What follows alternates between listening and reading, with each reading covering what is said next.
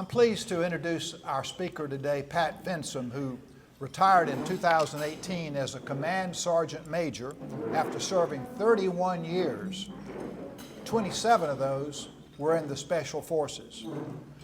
He's had all kinds of assignments, including a team sergeant of an A-team, a detachment that he was with 2 times in Afghanistan in between the years 2005 and 2007.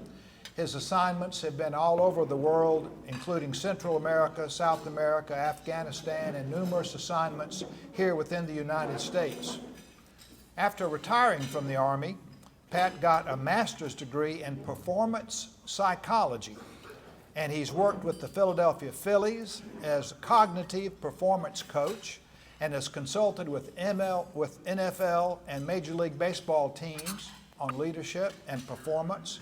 And he works with high school and college athletes to optimize their athletic skills using cognitive conditioning tools. The bad news is, I've asked him, and you'll be sorry to hear, that he does not coach pickleball. But I am hoping that as that market grows, he will attack that market and help me with my pickleball game and all of you that also play. He volunteers in with what little spare time he has as an ambassador with the Green Beret Foundation and teaches members of various special operations units as needed as an instructor, also as an instructor out at Furman's Ollie program. He and his wife Molly, also a retired Sergeant Major, moved to Greenville in 2022, and today he's going to talk to us about some of his experiences while in Afghanistan, where his team operated out of Firebase Lane in the Zabul Province as part of the Special Forces. So Pat, we're proud to have you. Thank you for being with us.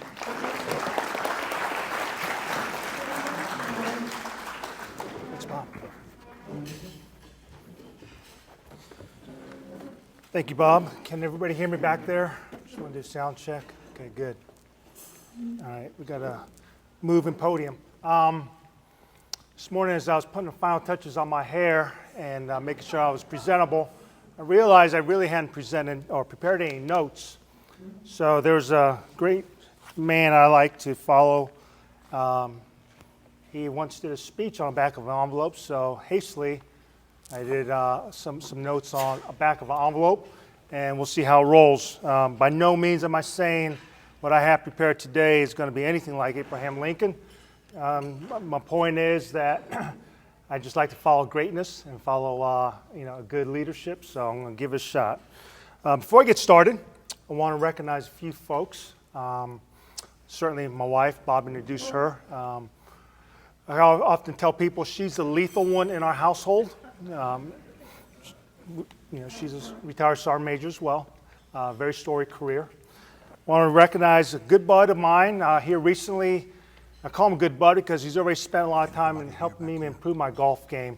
But I met Johnny Johnson over here about 2 months ago on a golf course up in Asheville. And Johnny's a Vietnam veteran, flew Chinooks, 4,000 hours. Yeah.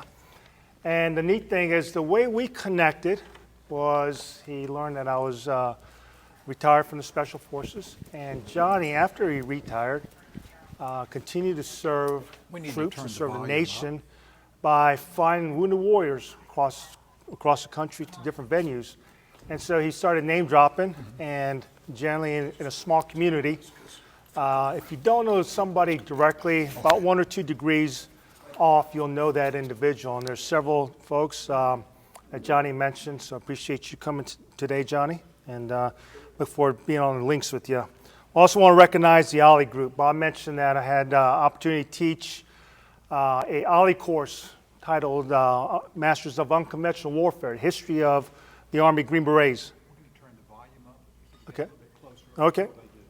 Cool. Better now? But I want to recognize the Ollie crew. It's been a blessing to teach them. It was a joint venture with several members of the SF Association here. We taught 2 classes, so the Ollie guys and gals, thank you for coming.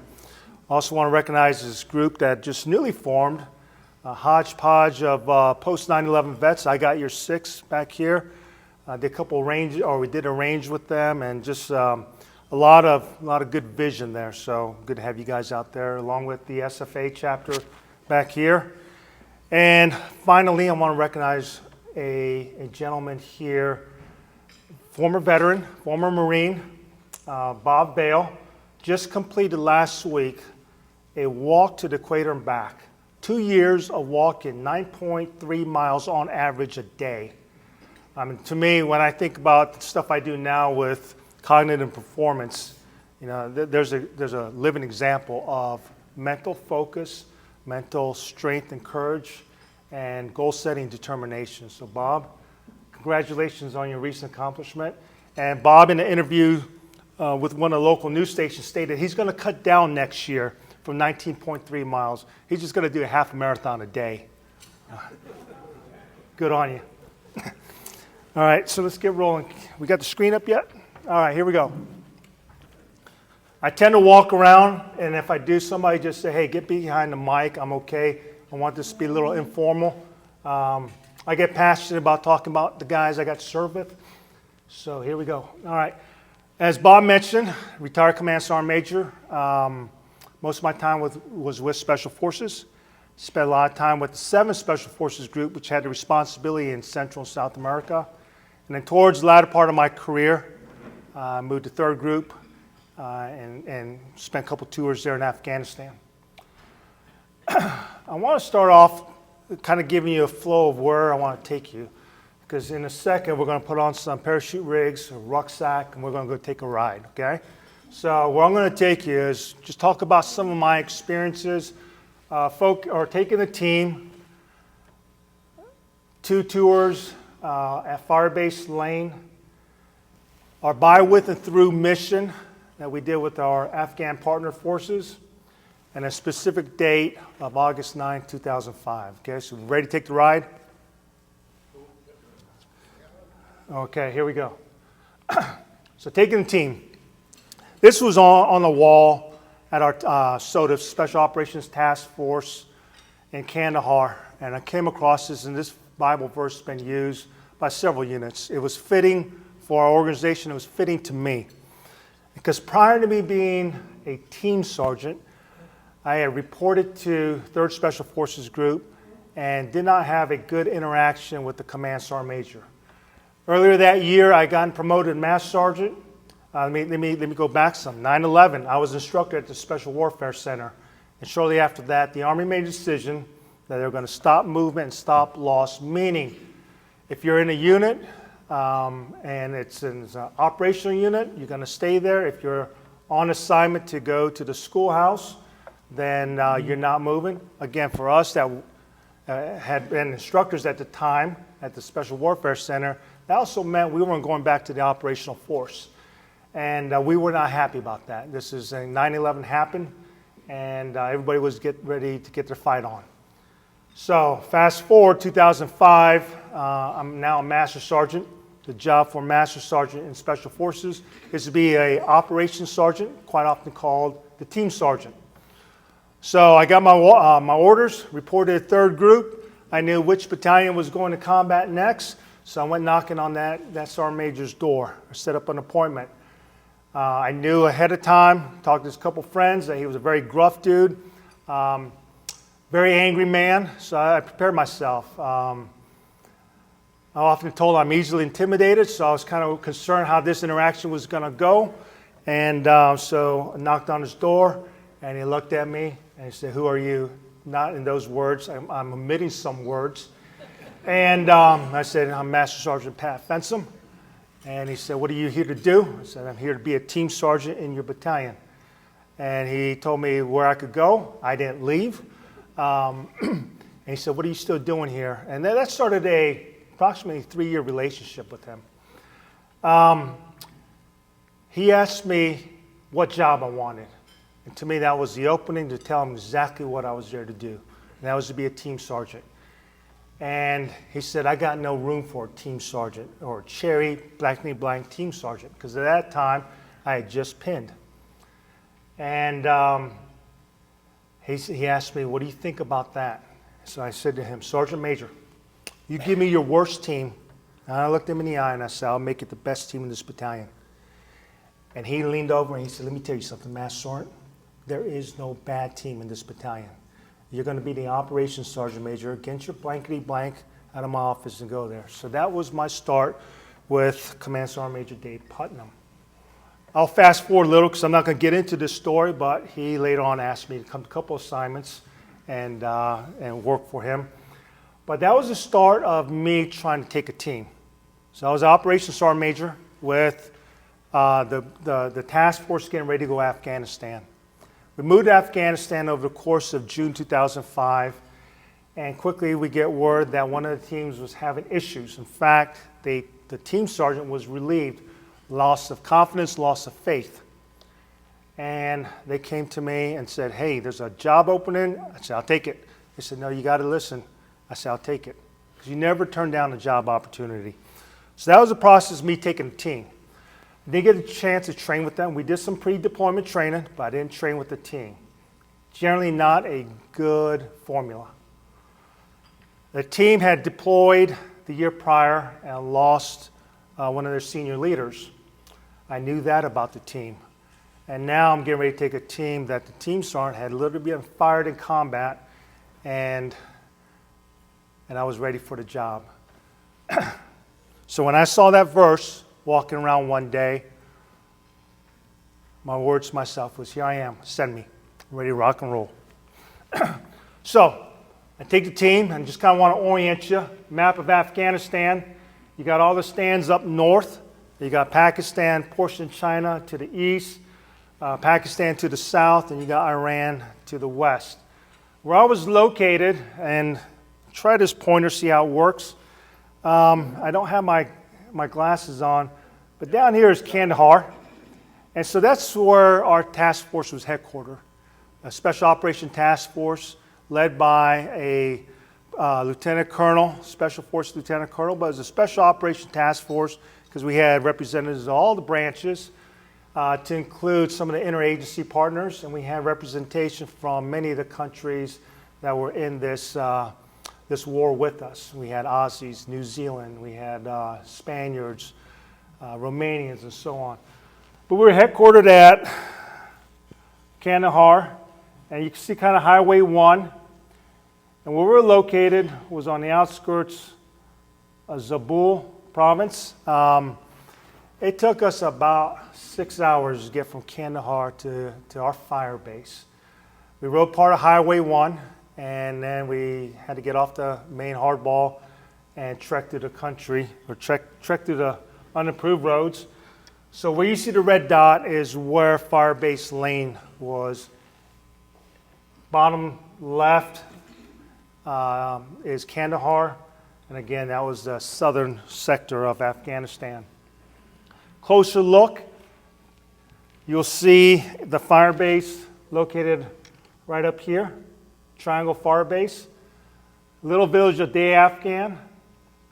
We literally came through here on some of our travels, coming through the riverbed, just past what we refer to as IED Alley.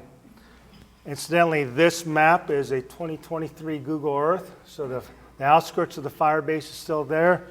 But I'll show you some pictures of how it looked back in 2005.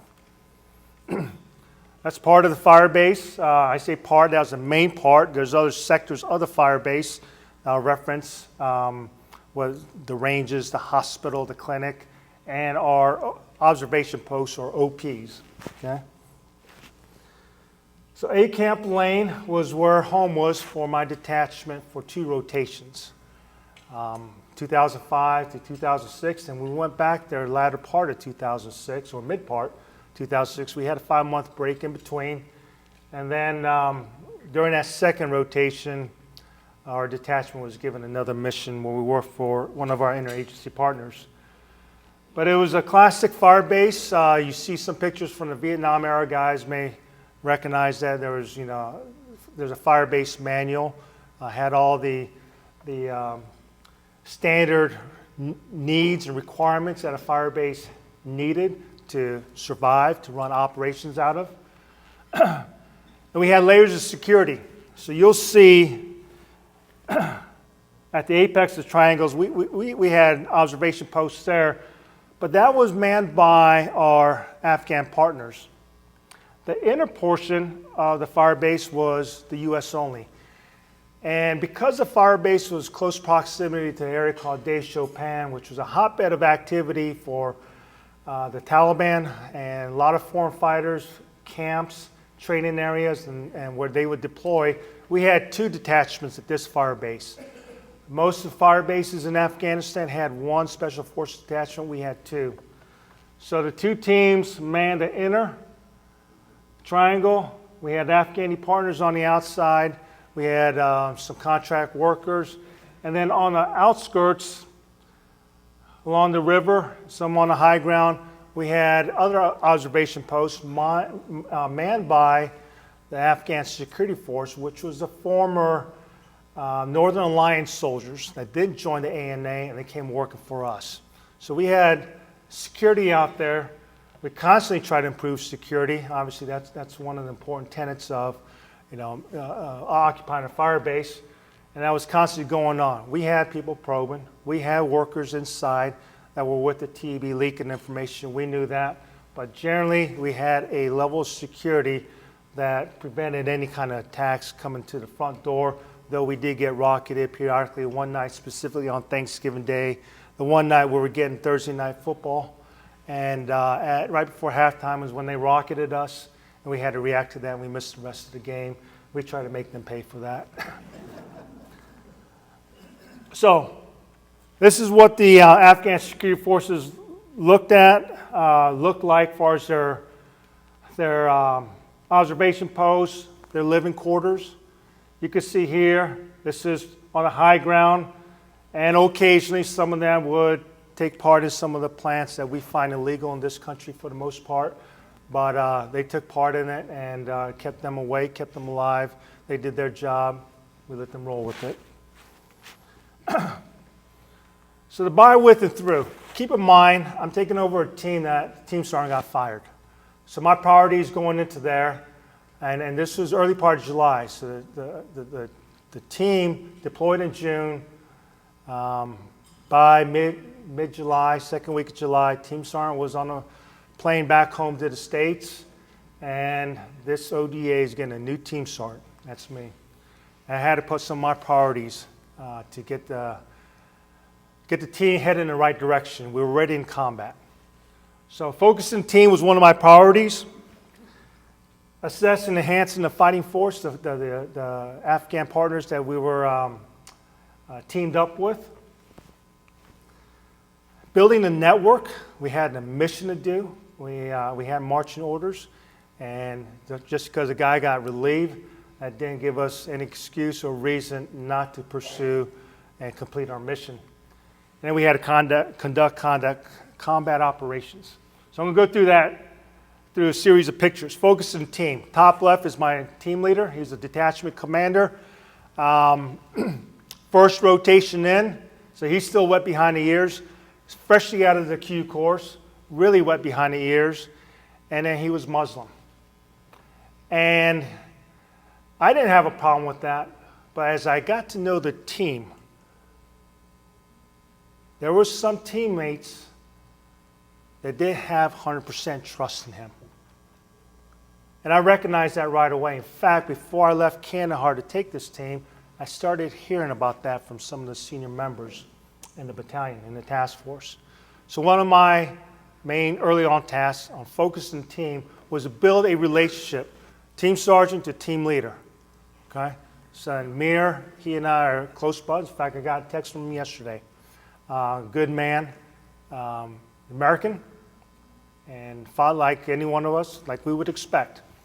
I have the utmost respect for him. And but we had to build a relationship, and the team needed to see that, and we didn't have too much time. When I left Kandahar to take this team, I asked the battalion commander for 10 days to train up the team, to get to know them, and he said, I give you 2 weeks, and then your blankety blank better be rolling, okay? So I still project everything on a 10 days. Something I was taught early on in my career that stuck with me throughout my career, even to this day, is excelling at the basics. That was how I was raised in Special Forces. So focusing the team, even though they had lost a guy in the previous rotation, they had a team sergeant relieve, I needed to get them to focus on shoot, move, and communicate, and working on the basics. So we did a lot of range time. And I had them run me through SOPs. You guys teach me. And years later, I heard from one of the guys, and that was one of the turning points, is that I came in there allowing them to teach me. And I think that's important for a leader, okay? Because there's guys that want to see you succeed and will help you succeed in forming that team. But that shoot, move, and communicate built that trust, or started developing that trust that the teammates need to have. Because at the end of the day, we had a combat operation and we had a mission to do. Also, a firm believer, when things go out of whack, that good old-fashioned PT is how you form teams and you build relationships. It wasn't common for teams to do PT together. In fact, some of these guys told me days later or some time later that they thought I was crazy. But I had the team do PT during those 10 days that I was assessing the team, because I was also letting them assess me. So we're going to get it on, we're going to sweat, we're going to shoot, and we're going to train. And I told them why we're training, because we represent the nation. They put their trust in us. We also represent the families and the legacy of Special Forces, and we need to stay focused on what our mission. Put some of the problems in the past aside, and let's just get on with the mission. And the guys jumped on the bandwagon, and we were able to move on. I think assessing and enhancing the fighting force, I had to start for myself to get to know them. Keep in mind, my guys had been there about 3 weeks prior to me. So this is the first sergeant. This first sergeant had served in the Northern Alliance, proven combat leader, and but I had to assess it for myself. So we built a relationship. That looked like spending time with him down at his hooch, drinking chai with him, telling stories, listening to his stories through an interpreter, but building a relationship and giving him my vision. There was not a dissension, but there was a divide between the U.S., my A-team, and the Afghan force. And the level of trust, the level of comfort, and their operational capability. So I gave him my pitch on how I wanted to bridge that gap. And we did that by, again, PT. All right, PT and shooting. I took their squad leaders out and let them know that the old man on the A-team is going to go out there and do PT with you. Okay? If anything, they needed to do some PT because they were weak. Okay? But on top of that, I wanted to start forming some teams there. And so we would do PT with them, and I would take some of my senior NCOs, and we would work with their squad leaders. Because at the end of the day, even though they had a lieutenant and a platoon sergeant, as the squad leaders that spent the time with the soldiers, trained them, and in time of battle, we're going to be leading and directing them. So I wanted to assess the squad leaders. Through the squad leaders, we also helped them to train their soldiers in basic small unit tactics, Infantry 101. This is also an opportunity for my guys to see that these guys are willing to fight alongside us. And though we don't trust them 100%, I only trust the guys on my team, it's on us to build some level of confidence so that when we tell them to go a certain direction or lay down fire, that they will carry that out. That was all within the 10 days. It didn't stop at the 10 days. It continued on throughout the deployment. So once we got our okay to start conducting operations, building a network looked like at times meeting with some of the locals. It's important to meet with locals, local leaders, to want to understand what they're experiencing, but also to just show them good old U.S. face and what we're bringing to their nation. The guy on the right with the white man jams on. Interesting story. He was right across the river from us. We had plenty of evidence of Taliban coming through his village, rocketing us, placing IEDs, so on and so forth. And every time we approached him, he would deny Taliban even being there. But there was pretty pretty good evidence. One night around a little bit before Thanksgiving, this village elder showed up at our fire base with his son in his arms. His son was a groom at a wedding, and the Taliban had come out to disrupt the wedding, looking for some more fighters. Told this guy's son to start running, and as he ran, they mowed him down with the AK. Luckily for the guy, it was a treatable wound. His village elder brought him to our fire base. Our medics patched him up best they could, but recognized that they need to get to a higher level of trauma care, and we were able to get a U.S. bird to come take his son and treat him. But that was one of the ways we would go about doing business to, one, react and assist the locals, but we also need to build a relationship with them. Eventually, that led to a level of trust between him and our leadership and our intent and our purpose in being there. And so shortly after that, through that one act, significant act on his part and on our part, it built a level of trust where he was reporting certain things to us on the Taliban movement. We would also look at some of the other villages. We knew that young men were the prime targets of the Taliban, to recruit them to fight for them. And so we had some programs, not just through the ODA, but through other government organizations to aid Afghanistan, for example, that we would try to give them jobs, teach them a skill. Not us necessarily, but we facilitated that by giving them some training areas to do that. We also had a clinic on our fire base, not on our immediate fire base, a picture you saw, but in the vicinity. The purpose of that was to treat some of the locals. And so this picture is one of my favorites.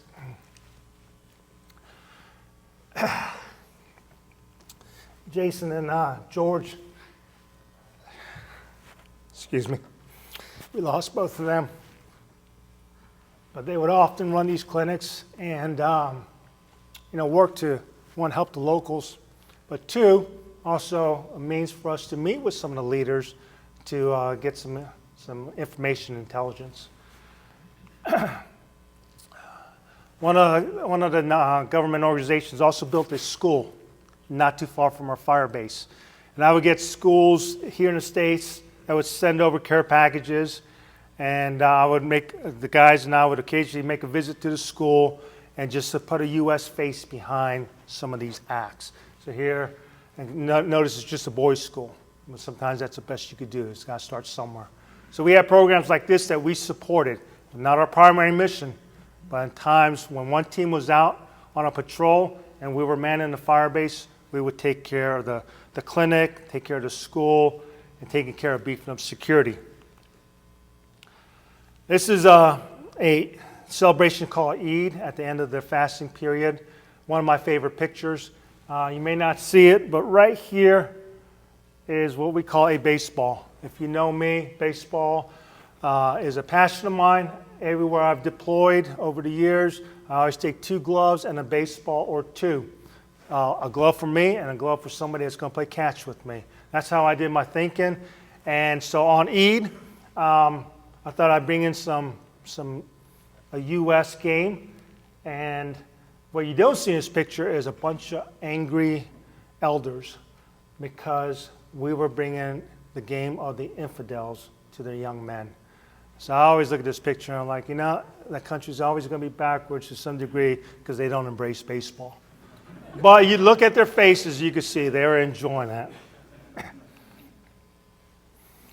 As we were building networks and conducting all the operations, we had a responsibility of getting out there and doing some presence patrol, getting to know the area familiarization, knowing where the threat is, and engaging or taking it to the enemy. Combat operations, operating on the fire base, had many means of us getting out there. Quite often we'd go on our gun trucks, the Hummer, and you can see that's a dry riverbed. I'm going to tell you a story here in a second where that riverbed is not so dry. But we go on presence patrols. Sometimes we go on hits. Didn't quite often like doing it on vehicles. because a convoy of 3 of our trucks and 4 Hiluxes of A&A soldiers leaves a big signature. They know you're coming. Sometimes that's the only means of getting from point A to point B, so you got to do. But we often do presence patrol and get after some of the targets that we came across. Our preference was always a helicopter, but everybody wanted helicopters. Johnny, this is a picture I told you about, back of a Chinook. This was a big hit, combined hit with several ODAs. And you can see I have the captain at the bottom right, exactly where a captain needs to be, is get ready to go and letting the team sergeant run the show. Okay? But we have 2 ATVs. The second one in the back has our K9. We had a working dog handler looking for bombs, looking for caches of weapons, so on and so forth. Very successful hit. We had 2 helicopters come in. We had a element on the ground, and we had rehearsed this, but that was another means for us to get from the fire base to a objective. Sometimes we hit an objective, and afterwards you would do what we call sensitive site exploitation. You would find some stuff. In this case, this is the warrant. Talking with our interpreter. He is now in the States. Glad of that. But when I first met him, this particular interpreter's name was Hottie.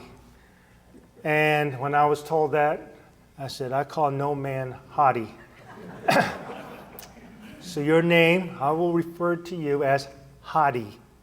Emphasis on the D. Okay?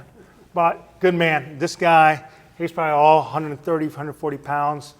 One firefight. I think I was rolling about 210 then.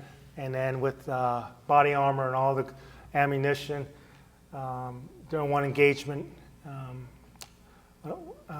I was able to walk, and he was able to lift me up, throw me in back of Hilux. And I said, I always have a special place in my heart for interpreters, that I work with. In this scene right here, just going over some documents, and that's quite often what we did. Some documents would lead to maybe some more information, and we'd try to put the puzzle together, connect the dots, and continue to get after some of the more valuable targets in our sector. Once in a while, you see these nomads show up, and they would, you go sleep at night, and the valley would be clear, and then next morning you wake up and you see all these tents out there. And also on the communication side, we would pick up more chatter on the enemy's net. And so we would occasionally go and hit these or visit these nomads in their tents and search, and we'd find propaganda, we'd find radios at times, not every time, but that's how we maintain, the presence, how we maintain security in the area, and how we try to gather information and intelligence to see what's taking place, what's moving through. Keep in mind, not too far was a hotbed of foreign fighter and Taliban training camps. Occasionally we would go on foot, and in this case we went on foot, 5-man patrol to confirm some information. And as we did that operation, we were able to confirm some information, i.e. that there was going to be a meeting taking place at this one location. And when we left, that picture of the dry riverbed I showed earlier, we walked right through it. On our exfil, when we're coming back, moving towards exfil point, all the rain and snow from the mountains, and we're already at 6,000 feet above ground level. That river was not passable, and we had to get to our exfil point. So we broke into 2 teams, one 2-man team, one 3-man team, and we just hand-railed the river. And sometimes you find the darndest things in the middle of Afghanistan. And we found a bucket loader, and we got back, crossed the river, and one of the guys on the receiving side took a picture, and always reminded me of Gunny Highway and Heartbreak Ridge. And that was my Gunny Highway moment. So we did combat operations, routine presence patrols on a regular basis. But on August 9th, 2005, we had to react to a situation that was taking place on the ground. On August 5th, our sister team went on a 6-day presence patrol. with intention to get into a fight with the Taliban. And so because I mentioned we had workers, we had people that could spot, they generally knew our movements, that team from our fire base took a route south and headed west in a full circle. Well, about the third day, they came into a series of firefights. They were able to lay down some lead, and nothing major happened except to the enemy. But on the fourth day, it went really bad. We lost an SF guy and lost 2 A&A. And so as they were moving through the town, we were picking up chatter on the enemy chatter that there were moved some Taliban fronts to a particular area. And the team had already lost 3, and they're called in Winchester. Calling in Winchester means they're very low on ammo or have no ammo. A resupply was attempted, but was not successful because of the amount of Taliban. They tried to find the Chinook with the QRF, and that was not successful. And so we went in, and it was going to be about a 6-hour drive. Even though the proximity is not bad, that terrain was just bad. So we left that night on a blackout drive, and we came up on the backside of this village called Mara. I'm going to go through a schematic that's not to scale of a video you're going to see, because you're going to get a chance to see this fight from a A-10's perspective. So the team 316 had called Winchester. Already 1 U.S. and 2 Afghan KIAs. They've already been in about 4 days of a running gun battle. And they're picking up chatter, and we also picked it up that there's going to be 2 fronts of Taliban. How many is 2 fronts? Depends on what day of the week. But they had picked this town of Mara. We came up on the backside, that's my team, and we got there just before daybreak. We held up a little to establish communication with the team moving towards Mara. Once we got communication, we started moving forward, and we noticed something rather quick. No dogs, no chickens, no kids, no activity whatsoever in this little village here. So, we passed the words, keep your head on a swivel. Our team continued to move. By this time, we already had communication with the team that we were trying to link up with. And again, not to scale, but on the high ground here is when we made a decision to push 2 vehicles forward with 1 group of A&A. So it was a captain's vehicle, my vehicle, and we left 1 stationary. And we also had a A&A Hilux with about a squad of soldiers. What we didn't know at the time is the Taliban had laid a textbook L-shaped ambush. Essentially set up an ambush line along here and to the high ground up here off this slide. Expecting this team to come in, and they were going to try to capture them with this area right here being a kill zone. Us coming up on the backside to this day, I believe, caused the Taliban that was laid up in this ambush to be undisciplined. Because as we started pushing both vehicles, the captain's vehicle and my vehicle, we started taking small arms fire. And we knew the game was on. And we returned fire. Next thing you know, this entire grove just opened up. Timing was on our side that day, because them initiating with small arms, us returning, we were able to call in troops in contact. And just, again, good timing. We had a couple of A-10s available to us, and you're going to see their perspective here in a second. That timing coincided perfectly with this team coming around the high ground and us having visual at this time. We had comms with them, but this time we have visual. So the guy calling in from the ground, talking to the A-10s, was the Air Force controller that was with this element. Okay? Again, Taliban's all located in this area. Just to fast forward, after this attack, you're going to see we're able to link up and move back and get them exfilled. Our lead vehicle got rocketed by a couple of RPGs. That vehicle, when we tried to pull it out, didn't make it past here. we had to leave it in place, take out all the sensitive security, sensitive communications, and blow it in sight, and then follow on with the 810 hit later on. My location here also got lit up. Good thing is we all survived. But we were able to link up and move out and take care of the guys, but first and foremost, lay it to the enemy. We estimated one of the chatter we picked up was about 600, 800 fighters there. In Afghan math, that's about 100. Okay, so our report went up to 80 to 100 fighters on that particular day. Maybe more, maybe less, who knows.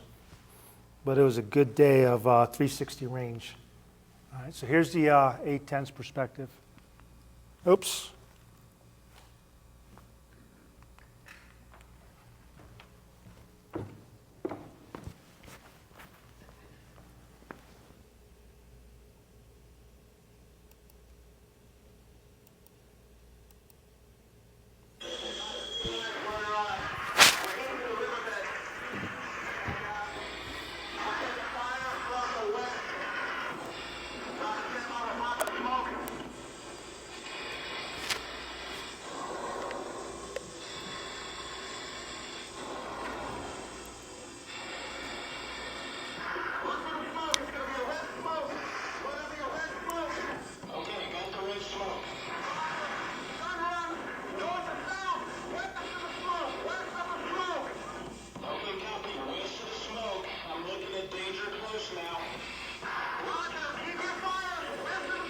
That's the wall.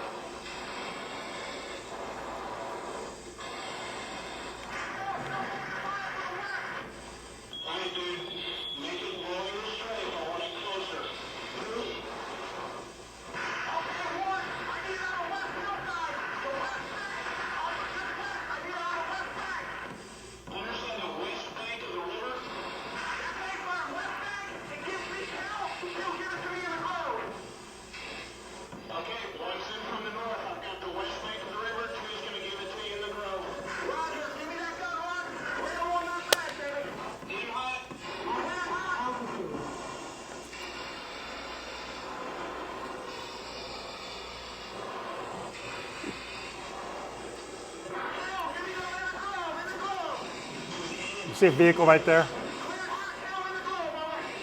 That's one of their vehicles trying to make it to safety. Keep in mind, they were Winchester. They had no ammo.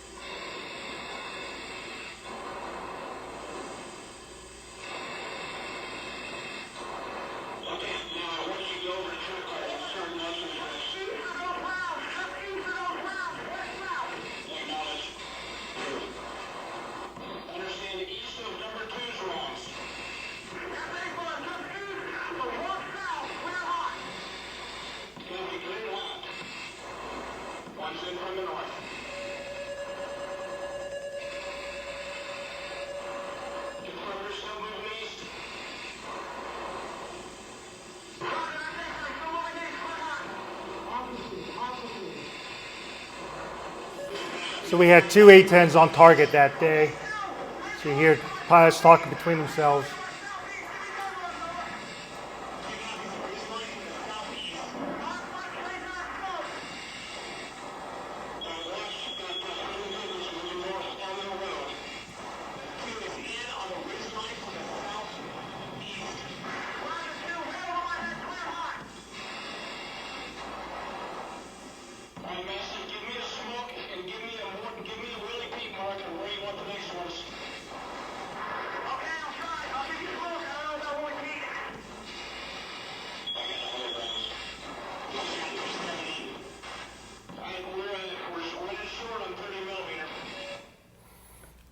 Show that because when we talk about the efforts in Afghanistan, talking even from a special forces perspective, it wasn't just special forces alone. I couldn't do my job without all the members of the task force.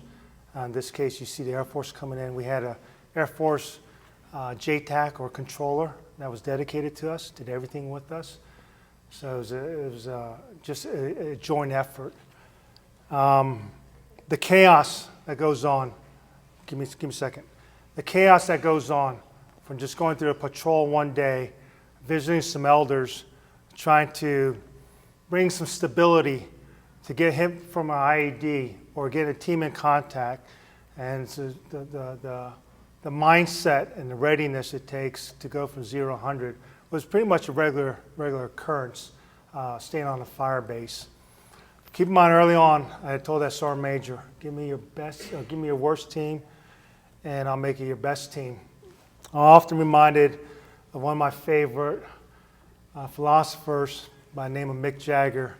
He once said, you can't always get what you want, but if you try sometimes, you might get what you need. I didn't get what I wanted when I showed up at that battalion, but I damn sure got what I needed when I got that team.